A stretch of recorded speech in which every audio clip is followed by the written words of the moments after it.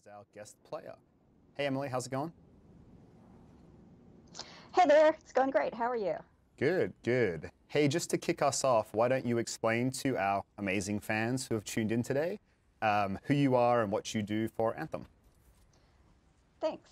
My name is Emily Taylor. I've been in the game industry about almost 12 years now, and I've been with BioWare for about a year and a half. I've been working on Anthem the last year, and I've been specializing in the area of agent quests.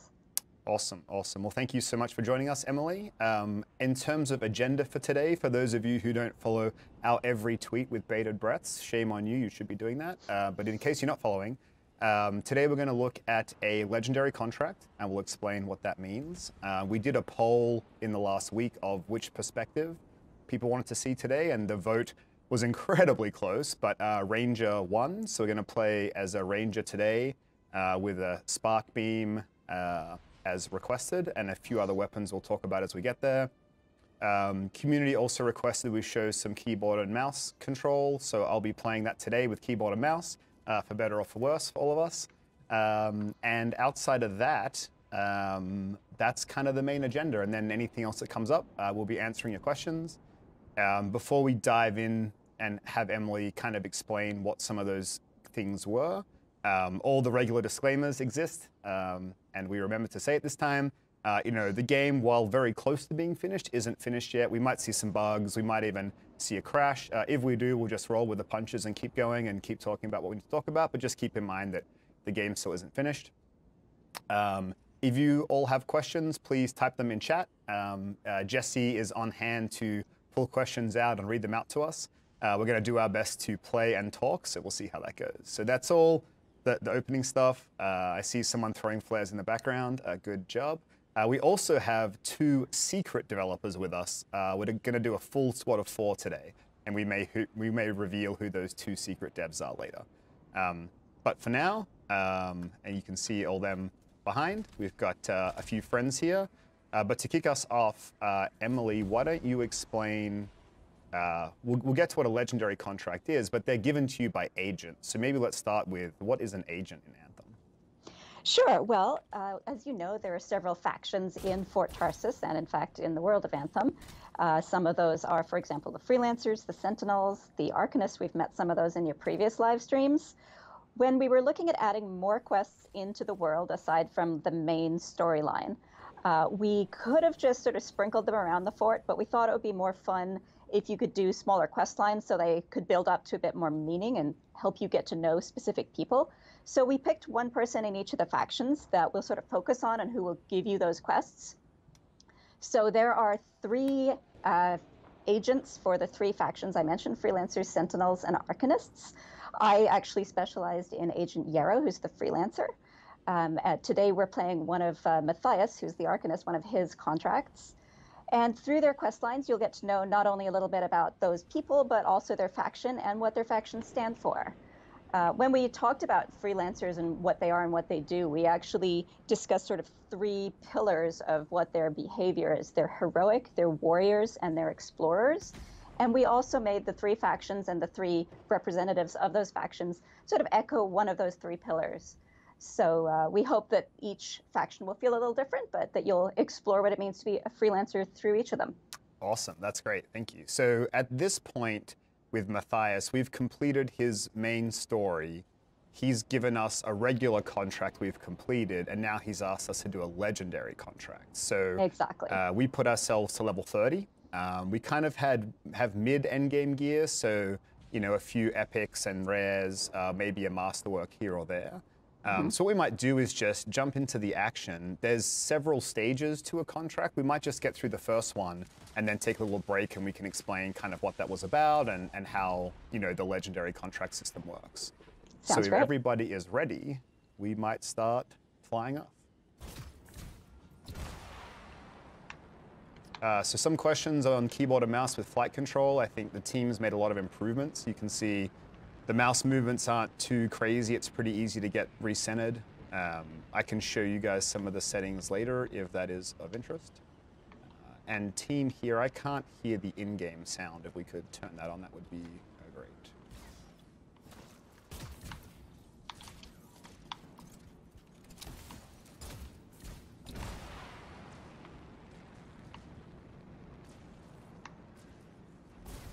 Hold on one second. Okay, there we go. Turns out I turned my headphones off. So good. All right, so a little traversal as a warm-up. There's a lot of tricks with traversal, like trying to skim the water to extend your flight time and looking for waterfalls out in the open. But as we're getting to our first destination, probably one of the questions, Emily, that at least comes up a lot in interviews is, you know, how did we try to design the world so that flight would be possible? So I don't know if you want to talk to that as we approach what looks like an Ursix. Oh gosh, actually I think that might be a better one for you to talk about. Yep. I did not have much to do with designing the world, I just put the quests in it. So I can tell you from that point of view, we had a lot of fun making quests that worked well with the verticality, but I wasn't actually involved in the decisions of that. Sure, sure. So I know one of the things we talked about a lot was, you know, in a game full of flight, how does every other part of the game make sense? You know, creature design, all the way through to building a world and allowing traversal so that you just can't fly over everything. And one of what I think are the most impressive things is, you know, flight not only feels really amazing, but, you know, all the rest of the game, you know, plays well for it. I'm going to also show off right now one of the most requested abilities, which is this guy. Little spark beam. Oh boy. Oh, Yeah, that's pretty cool. Knocked out of the sky. So also on the weapon loadout, we had some questions about this from people. We decided to go with a heavy pistol. So the thing with a heavy pistol is slow rate of fire, but if you can hit weak points, the multiplier for weak point damage is much higher than other weapons. So we need to get all these fragments. So we should probably just split up a little. You can see in the top right our objective. So this is, oh, I think I might actually already have one. Yeah, I'm just getting one now. So what we're doing, as you can see from the quest helper up at the corner there, is we've come across a Shafer Relic. These can be unearthed around the world of Anthem. They're obviously relics left over from the time of the Shapers, and they have fairly unpredictable effects. They can sometimes destabilize and throw off these fragments. When they're unstable, what they do is not only do they sort of summon creatures, what creatures may vary at this time. It seems like it's, Scorpidons, I'm just getting blown up by one. Don't mind me. But also, in addition to the creatures that they summon normally, they are very valuable. These are Shaper technology. Who knows what you can learn from them or make them do for you? Everyone is different. So different factions in Anthem are going to be really excited to get their hands on them. Like, that might be Dominions, that might be Scar, that's obviously us. In this case, Matthias will often be very interested when he gets a report of Shaper relics in the world, because the Arcanists love to study these things to learn more about our world. So yeah, you will come across these in quests as well as in contracts. And they do some unpredictable different things, but in this case, as I mentioned, we have scorpions, and they've clearly attracted an Ursix as well. The Ursix can also be attracted by the power of them. All right, so then you can see, okay, it looks like we've got the last two, but normally in the HUD, there is a UI element that's like a little compass or a radar, I'm not sure how you describe it, that kind of shows you where the fragments are so that we can go pick them up and turn them in. So we got one more left to go, and then we probably have to defeat the Ursix anyway. Yeah, we can see that's one of our objectives. Oh my god, I'm getting eaten by Scorpidon. As a reference point, we're playing this at level 30 on hard, so this is fairly hard. Yeah. It's pretty hard. You've got to coordinate a little bit. You doing okay? Yeah, we'll come help. Yeah. I'm just gonna hang out here. I think. Oh, I have one. This is why we're not doing it, because talking and playing is not my strong suit. Okay. Yeah. Once we get that last fragment in and restabilize it, the most of the enemies should go away. Oop, just a couple left to clear out. I don't think the Ursix will go away though, so we might have to deal with him. Okay, can do a little cleanup here. Yeah.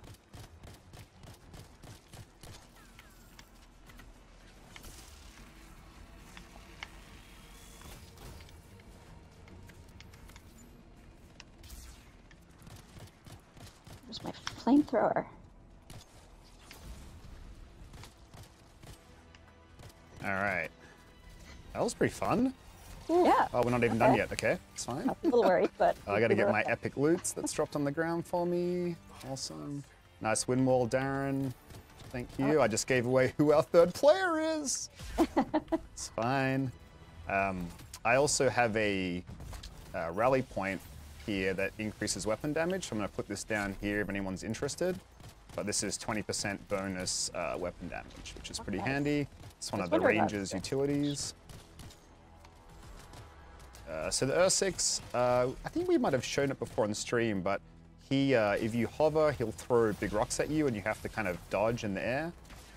Or if you're on the ground, same thing, you know, dodging over is the way to avoid his attacks.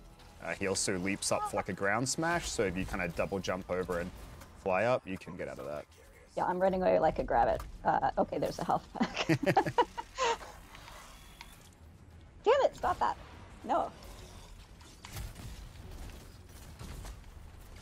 Well, since you mentioned it was Darren joining us, I'll just say, because I know Darren and we've worked together before, I love that I'm in the Colossus and he's not. He's, I think, in an Interceptor, because in real life, it's kind of the opposite. Darren is approximately twice my biomass. He's a really tall guy, so I'm enjoying being the Colossus at this point, Darren. I just realized Camden gave himself away. He's called BioCamden, which we haven't introduced Camden to our broader audience yet, but we can do that a bit later on. Awesome. All right, so that was stage 1 of a legendary contract, and you were telling me yesterday that there are multiple stages and there's some variety in that. How does that work for the contracts in the game? Oh, can you guys not fly ahead, please? Oh, sorry. Yeah, let's just take a little break, little pause. Let's see if I can get back in before I get teleported. Hey Ben, we've got a request from our viewers. They're asking if you can fly as high as you can.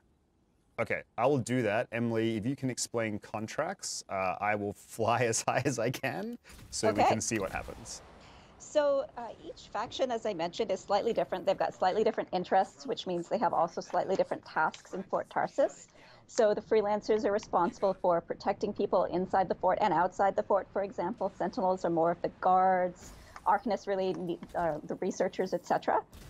So as you interact with the agents, you'll get quests that have a storyline, but you will also be able to help out with that faction's daily contracts. They're like the tasks that faction is responsible for in the fort. So depending on what agent you got the task from, what you're going to be asked to do will be a bit different.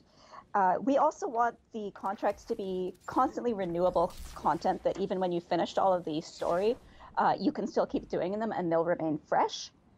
So they're going to be slightly different every time.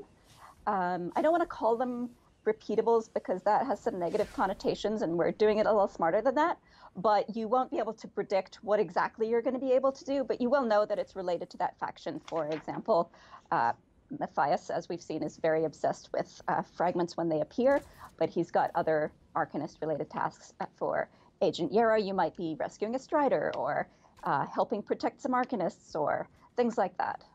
Yeah, it's really cool. Even when we, you know, talk about most of the streams we do, we kind of turn up and say, we don't know exactly what's going to happen here. And so there's a little bit of randomness to it, like we weren't expecting the Ursix, and now we have to silence this next Shaper Relic, and it looks like the creatures are kind of pushing out to us, so we might all dive in and get going. But thanks for the extra explanation. Yeah, well, this gives us an opportunity to show that that search radar that you were mentioning before, because it's back on the screen. Oh yeah, nice. Yeah, and you'll notice that it's got 4 quadrants, and the strength of the signal gives you a clue how close you are, but also in the middle, it's a little harder to see probably on the live stream, but there's a little arrow. So there is verticality too, and we do have a very 3-dimensional world, so definitely look at the arrow too. So you might be looking for something way up above you or below you. Right, like when I fly up now, the arrow says down, so I know to kind of go down. And when it's the dot, it means I'm on the right level, right? Exactly. There have been a couple of quests I've been flying in circles until I realized, oh look, the arrow says down, it's actually below me. Alright. I didn't talk about my second ability you guys have been seeing, which is a sticky grenade. It's a grenade that does a lot of single target damage, so I'm kind of set up for single target damage, but when I throw it, it'll stick to the creature, the target, whatever, and then kind of blow up for a small AoE, but it's pretty high damage. Alright, so we got to find the last couple of fragments here. Okay, a few more creatures coming in. I think everyone's grabbed them, yeah. I think everyone's got one. Oh, here we go, we've got some brutes. Oh boy, so these brutes, okay, yeah. And they're legendaries, so lots of hit points. Yeah. I will shoot whichever one you shoot. Okay, this one in the front. Yeah, legendary Ash Brute. So his weak point is in his head, so it's a good kind of spot to try to hit if we can. Yep. Oh, I need a health pack. Run. Yeah, these guys hit pretty hard. They And I think really, we're on yeah. fire. I don't know, Camden, can you I'm use on your fire. cleanse on the Interceptor, please? I think you just used it. So we put Camden on his support ability, will cleanse status effects. Oh, Because nice. there's often a lot of things that cause fire, and then you can't fly, and not flying is kind of annoying. So he can clear that for us. It's actually kind of interesting to me because as a quest designer, while I've been playing the game, a lot of the time I'm testing my quests and I'll play solo more often than I'll play in a group. So I haven't Yeah. necessarily seen all the abilities that the Interceptor and the other classes have. Yeah, it's a whole new thing to play in a full group. It makes a really really big is, difference, yeah. I think. It's a lot more fun, there's a lot more combos, there's a lot more group interplay options. Uh-huh. So like these brutes as well, if you hover, they'll shoot fire at you to like prevent you from kind of trying to just hover above them. So I don't know, we have a Camden got cleanse again, I think. Oh no, it's on fire, it's okay. Probably on cooldown well, still. I have a flamethrower. Oh, you have a so those flamethrower, nice, okay, brutes that's can be on amazing. fire for a while. Did we get them all? There's one more who just came there is. through. Oh yeah, someone's still Yeah, carrying a first fragment and it needs to put it down. They're not That would gonna be stop me getting- again. Ben, Gotta stop you're picking holding them us up. back. I know, what a shocking move, right? That's fine. You know, Mike Gamble mentioned something. He said that often you actually fly out here so that you're physically on the same site. But you didn't do that this week. Is that to do with the fact that it was -7 Fahrenheit or -22 Celsius for those I outside the wouldn't States? say I'm a massive fan of the cold of Edmonton, that's for certain. I looked at the weather this morning. I thought, maybe I should fly to Austin. That'd be okay, right? You should have come to Austin. Yeah. Now, we might have hit a snare here. I don't see the next quest step. Oh, that's weird. So, did we bug something out, do we think? That is possible. This is a build that still has a couple bugs. So that's cool. So what we'll do is, if you guys controlling the cameras can swap back to my head, I will end this, and maybe what we'll just do is see if we can restart again. And then for now, why don't we go ahead and take some questions? I'm going to end the expedition. If that doesn't end that for everyone, could you guys all just exit out, get back to Fort Tarsis? I'll send some invites out and we might go again. All right, so that was kind of, we did 2 out of the 3 steps of that legendary contract though. As you can see, a lot of the creatures were tougher, like we saw legendary variants, a lot more hit points, a lot more coordination required. We got a lot of cool loot. I'm actually looking at my end of expedition screen now. I don't want to share it with you, but let's see what I got. If it was anything cool. I definitely got some epics, and I think so I got like, just in that amount of time, I got 3 epics, 3 rares, and then a couple of commons. So not a bad little haul. So while we get reset up, we'll take some questions. So one of the things chat was noticing was that your Javelin was cooled the whole time. Was it the rain that was affecting that? Yeah. Can chat hear you, or do I need to repeat the question? Chat can hear me. Oh, awesome. Well, look at this. Jesse, all the powers. Yeah, it was raining. So, we wanted to have some impact of the environment to how gameplay functions. So one of those things is that when it's raining, you'll get some extended flight time. So there's various levels of cooling, like flying through a waterfall kind of wipes out all of your heat. And then like skimming the water or some rain will just like extend the amount of heat capacity you have. So your heat meter will fill up slower. I don't think we want to show Fort Tarsis. If we can go back to my, we still on my head? Okay, that's fine. Cool, so I will get us ready to go again. What other questions do we have, Jesse? Oh, did we explain the flight ceiling enough? So when Emily was talking through how contracts work, the question was, hey, can you fly to the top and show us what that looks like? So can you guys ready up, please? So basically what happens is there's turbulence is kind of the ceiling. So as you fly high, there's these really strong winds that will just push you back to the ground. And so you'll burn your heat trying to go up, and then eventually you'll overheat and kind of crash land. And that's just our way of, controlling the playable space, which I think is a pretty cool solution the team came up with. So another question we've got, I think we might have answered this one before, but what happens if you don't pick up loot? Yep, so Talisker, can you hit already? Okay, cool. Yeah, so we have some systems for this. We've explained it a couple times on social media, but basically, if you don't pick up a masterwork or legendary item, we'll mail it to you. But everything else, you basically lose if you don't pick up. And so the reason for that is, if we just sent everything to you, you would never bother looking for loot and picking it up. And, you know, discovering that loot and finding that loot's an important part of the game. So we really want to encourage people to, after, you know, completing a mission or completing an encounter, to like look around, pick up the loot. As you saw when we were playing, I was like running towards little blue and purple things all the time. They're pretty easy to see in the game now. We've made a lot of iterations since like EA Play, for example. So it's pretty easy to pick them up, but we want that to be a conscious thing that you're like, this game is about collecting loot. We want you to consciously go and pick it up. But give you a little bit of protection for super rare stuff so that you don't lose out on that. So that's how loot works. You guys can swap back to see what I can do. Yeah, that thing. Us. I was gonna say. All right, so I got another thing people are asking a lot about are emotes. So I think These we've guys? got some good ones equipped here, actually. If we want. So let's see. Okay, so Nighthawk. Emily's doing the air guitar. Let's do that one more time, maybe. Camden is waving. It's a little boring, Camden. I feel like you're better than that. We've got flares. What do we got on Talisker? A little point. Ooh. I don't know if you're saying, like, let's go that way, or if you're saying, I'm going to come get you. That's fine. So we've got some pretty cool emotes there. I think we should talk about your appearance, Emily, both in real life and in game. I hope you feels like there's some appreciate. themes going here. I hope you appreciate that I'm matching. This is a lot of work, a lot of coordination.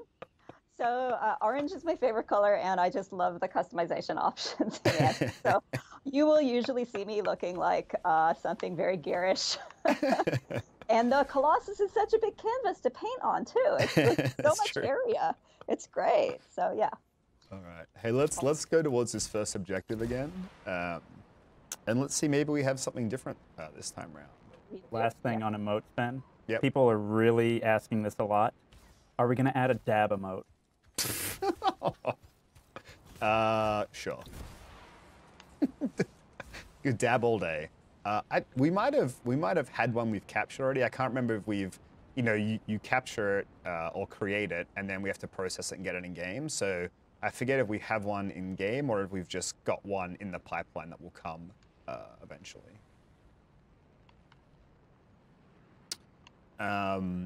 People did want to see the mouse and keyboard settings, so what we might do is just get through this encounter and then kind of show that.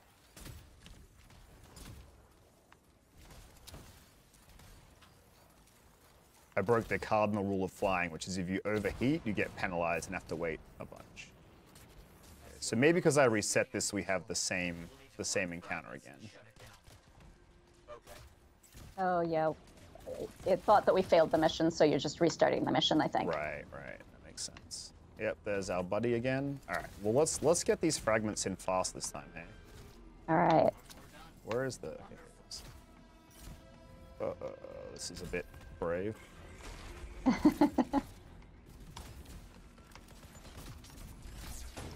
I don't know if we've talked much about the scorpions, but you may be able to see that there are 3 different types of them, and they each have slightly different behaviors, so that makes them kind of interesting. There's one that will blow up in your face, which is my least favorite type. Yeah, the worker will, like, has the sack. He'll explode with a sack just like that when he gets to you, so you actually don't have to shoot it if you don't want. You can try to bait it into exploding on top of its friends, and then it will do damage to its friends as well. So there's a little... some advanced options of play there as well. Yeah, and it leaves you covered in green slime. We've also got some lightning falling down from this rainstorm, which is not ideal. Oh. Not perfect. No, lightning can zap you out of the sky, can't it? Yep. I'm going to get rid of these, all the rest of the arachnids, the sculpidons, sorry, and then if you guys want to focus on the Ursics for a bit.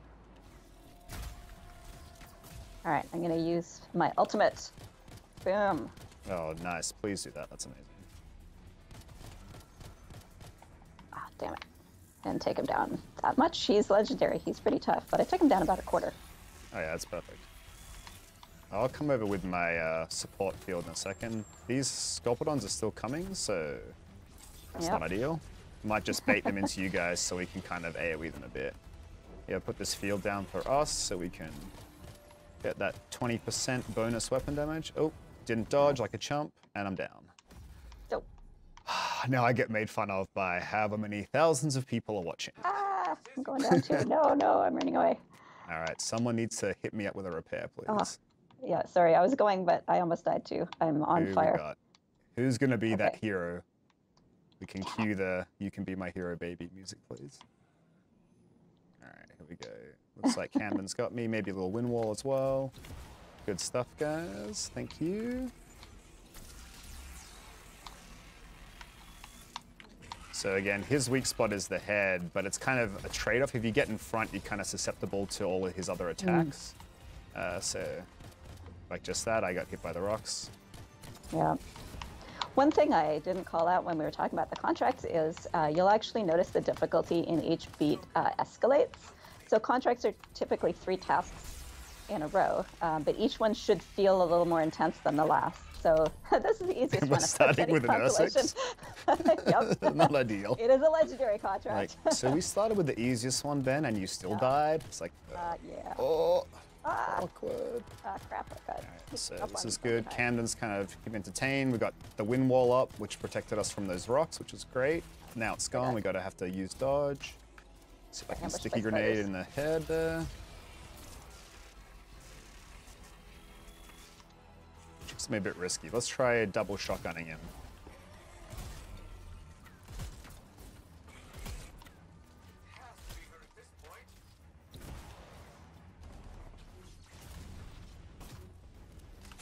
Nice flamethrower. Got my spark beam on him as well. Okay, now he's on fire. It's great. Taking that extra dot damage. It's I might have fine. just died. Can Darren get you there? That's a little brave. Did you guys both go down? I think so. I think we died together. All right, I'm gonna bait him, Camden. If you can pick him up, please. Yay! Thank you. Oh, that was embarrassing.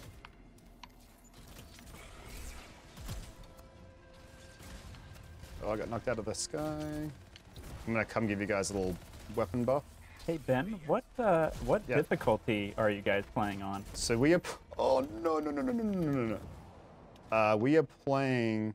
Oh my gosh, really? I'm down. We are playing on hard difficulty, Jesse. Oh yes we are. Thank you for.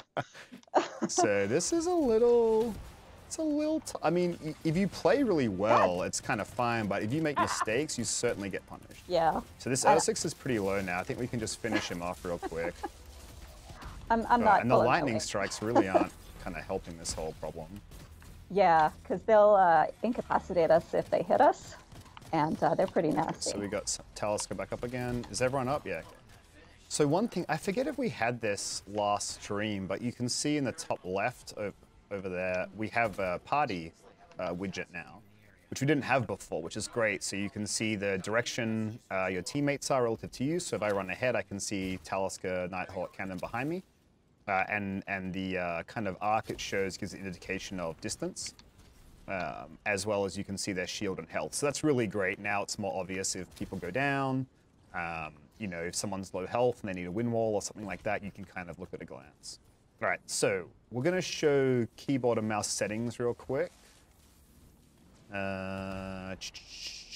Controls, keyboard and mouse. Okay, so a couple of sensitivity options. So I play pretty low sensitivity in most games, so like 800 DPI, like but lower. So for me, so again, my mouse is 800 DPI for the nerds out there, which I am one of. So I play 12%, and for me, I like my aimed and zoom to be consistent. I like that feel to feel the same. So, but you do have those 2 toggles there. Any kind of vertical aim sensitivity modifier you want. So, you know, we make it the same by default, but if you're used to kind of any kind of console sensitivity stuff, you could change it. I think most people leave that here. So for me, I like aiming low sensitivity, but I really like flight and swimming to be higher sensitivity. To me, that feels more like a a thumbstick on a controller. And so I put mine up to 80%. And then you can see here, I won't go into all these now because it will take a lot of time. But we have a bunch of different sensitivity options, including precision and response time, which kind of, there's a little description about what these things mean as well. But I think what that means is I think a lot of PC players kind of get used to their sensitivities. And so when you're doing that, you can really like dial this in to play the way that you want it to. So that's sensitivity. And then of course, for PC and keyboard and mouse, you can do key bindings for remap. So these are our default ones. I've done a couple extra. So for me, I like to have hover on mouse 5 as well as C. And then I use melee on mouse 4 instead of V. I just find V is tricky for me, but using my thumb button for melee is easy. So yeah, that's how the PC controls work. Hopefully we tick that box. So let's go to the next one. And then I think after we do this beat of the contract, we had a few more questions for you, Emily, just around contracts and kind of how they work. Yeah, absolutely. So it looks like we have to investigate a missing Arcanist.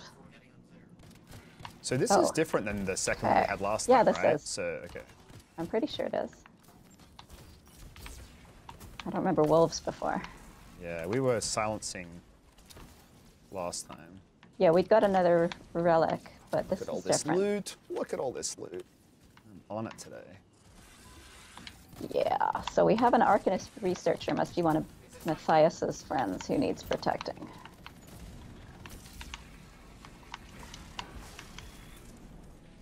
Do we need to... Okay, we have to get the predators first. Let's see. Okay, oh, he's in a cage.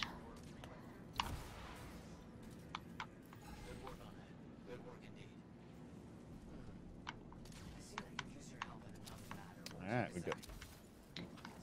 Failing research device. Okay, that sounds exciting. Understood. Let's see what I can do. Let's go out. Let's see, something here maybe.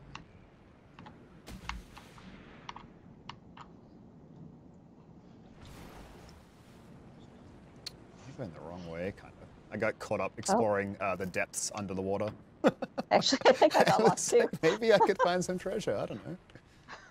Well, there's treasure all over the world. Even when you're out in free play, you'll occasionally come across a chest. It's slightly embarrassing, but even when I'm doing my quests and I'm testing them on a local server where I cannot actually pick up any loot, I still cannot help clicking on those chests because they're glowing and they look exciting. I hate to break it to you guys, we have a Titan. So... Oh no. Okay, Titan search. Camden, I hope you have your cleanse fire buttons ready, please. I'm gonna die. We'll be fine, we'll be fine, we'll be fine. So the whole thing with the Titan is... Okay, hold on, what do we gotta do? We gotta get the 3 devices. Okay, I'm gonna go with Camden over here. Do you have this one? Oh. Can you cleanse fire? I don't know if you did already. I want to fly. Okay. So Titans have this huge chest attack that you really gotta stay out of the beam, but they also put out rings of fire, and I believe it's possible to jump over the rings if you're agile. Yeah. It's basically a jumping puzzle where you can... uh-oh, this is bad for me. But I'm not agile, and I'm on fire now. Okay, we have 2 Titans, so that's a thing. Let's take the one with Nighthawk first, if we can. This is gonna be really interesting. I'm frozen. Unfortunate news. Okay, so let's get where Camden is first. Okay. I think one at a time is probably best, unless you guys have a different idea. That sounds good to me. I'm gonna try my ultimate again. See if so the whole nice. Because the whole thing with the Titan is when parts of his arms glow, they're the weak points. And if you do enough damage to the weak points, you can interrupt what he's doing. So if he's casting like, any of his attacks like this, if we were to hit his arms with enough damage, he would kind of stop, and then we could be more offensive. Right. He'll also spawn those, you see those explosions behind us just there? So you've really got to time the dodges when you see it in the corner of your eye. And then the rings of fire, you got to dodge, and then he spawns little elementals as well. Hey Ben, question from everyone. Are there like different sizes of Titan? Yeah, so there are small Titans. I and there are big titans, and then of the big titans, there are like, you know, like elite and legendary versions. So this is an elite lesser. So this is one of the, is this one of the higher ones? Oh, the more powerful ones? Well, he's elite, so he's pretty nasty, but lesser does imply there are bigger ones we're going to meet, which I'm not too much of a fan of. Oh my goodness. I can even see for all of the fire that I'm on. Okay, I'm putting my field down, but like right on his face, which is borderline crazy. I need a health pack. Oh, there's one over there. So you can see I'm trying to time most of my shots on his ability casts and then like reload in between. So that I'm ready again for his next cast. I think one of the nastiest things about him is if his fire ring hits you, then you're on fire, which overheats you, which means you can't fly to miss the next one. They're not for the faint-hearted. These are... No. Are there 3? Okay. Yeah, that's I think fine. we just got another one. All right. See, remember what I said about the difficulty escalating? Did I mention? Oh, I got hit by that. Yeah, I am now on fire, and I just keep getting hit. Let's get more abilities up here.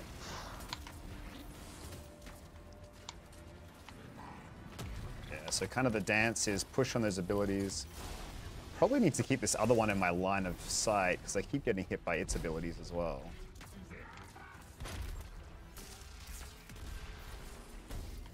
So I'm kind of failing a little bit on these dodges for the ones that come behind me. For those watching, you can see you've really got to... It's kind of like shoot, shoot, shoot, dodge, you know, like this, reload, shoot, shoot, shoot. But I dodged into someone else's, so... The other kind of tactic here is if you clump up, you get hit by all the attacks. So we've kind of got a maybe triangle formation or square formation around him is a little better because then we don't get hit by everyone's everything. We just kind of have to deal with our own stuff. Oh, ouch.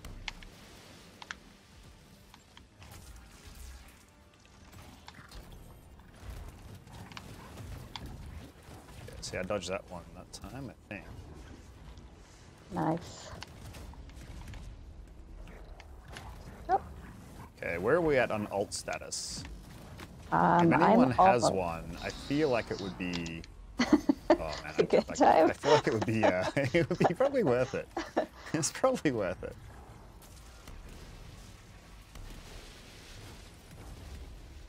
So there's lots of health goblets on him. I see a few of us are low. We want to like, it's kind of that risk, like in between this cast, maybe I can pick up a couple of health things and ammo, so... You know, these creatures are kind of longer fights, and so at certain times they'll still drop armor and health so that for longer fights, you know, you kind of can resupply if you need to.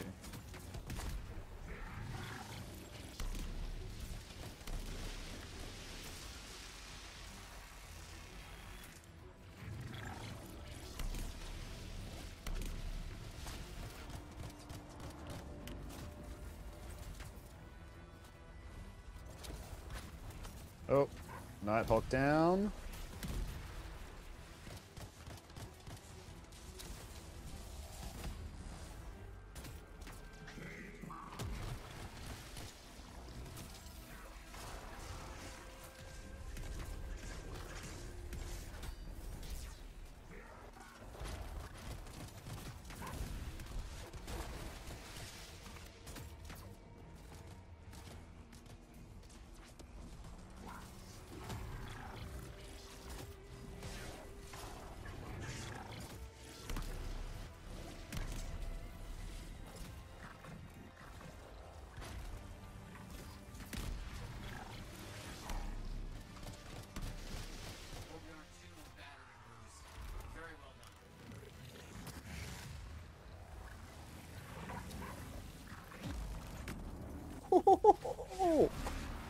That's what I'm talking about. Look at that. Masterwork item. Okay, alright. I see Emily back, but I can't hear her. It's okay, we'll keep going. Do we have any other questions, Jesse? We can answer as we try to defeat this final one.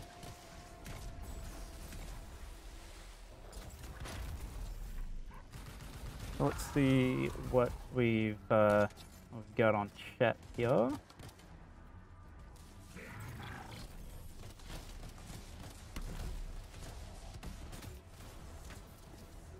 So what happens if everyone dies here and you all go down? Yep. So if you go down, a player can repair you. That's like an unlimited timer, unless everybody goes down. So if everybody goes down, it's a party wipe. And then in the case of a legendary contract like this, we would start at our last checkpoint. So we would be at the beginning of this encounter, and we'd have to defeat all of these titans again, basically. To get a little reload there. Oh, nice, her ultimate's going off. So Emily's back in game, we just can't quite hear her, so that's okay. We have her skills, just not her question answering abilities. Any other questions, Jesse, that you can see?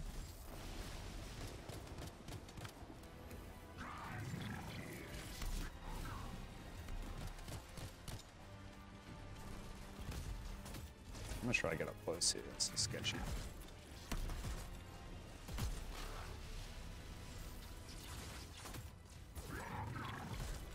So I see we're being asked about PC settings a lot, of like what recommended specs are for PC. I believe we released that, didn't we, Ben? Yeah, we did. I don't have all the info in my head for that, but certainly if you look it up on our official website, I'm pretty sure it is all there.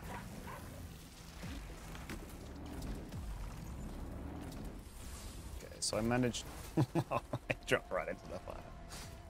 Yeah, getting this dance right takes a little bit of practice. All right, if we have any ults left, it would be great to finish this guy off. Come on, cost.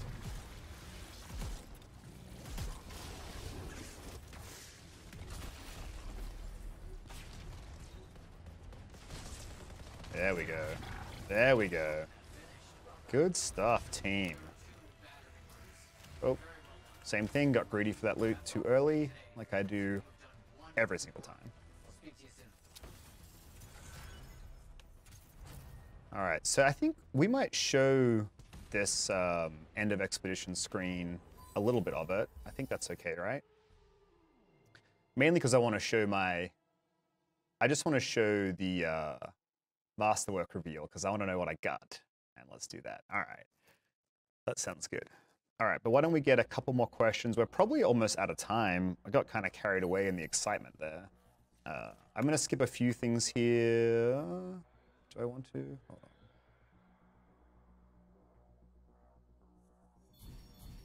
Yeah, I'll skip a couple of details because we should really talk about all this in a different setting. But let's see. Oh, look at this. All right, Venom Dart's pretty good. 3 dots. Nice. Okay, so that's some pretty big shotgun, 20% damage and 20% ammo. So, okay, my shotgun usage would be amazing now. And then the Venom Darts debuffs with poison, or acid damage rather, which makes enemies take more damage as well, which is kind of cool. So I got a bunch of cool stuff. Venom Darts, got a Seeker Missile, we got lots of loot. Like, legendary contracts are no joke. What do we get here? Assault Rifle, Sniper Rifle, Colossus component, trying to convince me to go play something different. It's very savvy. Assault Rifle, Sniper Rifle, LMG, nice, and a Barrage Heavy Pistol, which probably isn't as good as the one that I already have on. This is a high rate of fire one. All right, so we might swap off the game back to my head, I guess, so that I can go through the rest of the UIs that I think we're not going to